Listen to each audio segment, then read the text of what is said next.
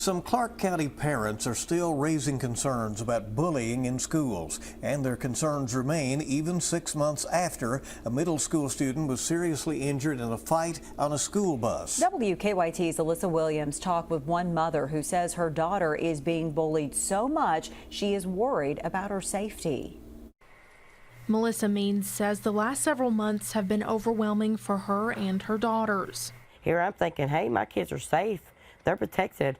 And you know, they're at school, but in all reality, no, they're really not, and that scares me. Means says the bullying her daughters have faced has gotten out of hand, with one incident causing her 11-year-old to leave school.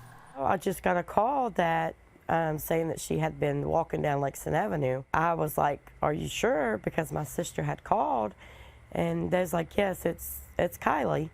And so broken. I dropped what I was doing to go find her. Means says another student was trying to fight her daughter and she felt unsafe, so she left. Means says the school had no idea her daughter was gone until she called them. And to me, that's very dangerous. You know, they should have more security, like some kind of alarm. What if she got hit by a car or somebody had picked her up?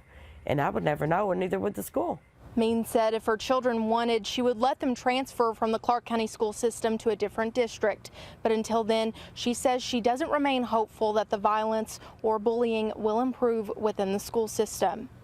I've talked to every principal, superintendent. I've talked to everyone at the school.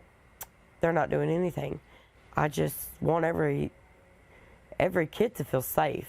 In Winchester, Alyssa Williams, WKYT. Well, we reached out to Clark County school officials for comment, but they declined to talk with us on the issue.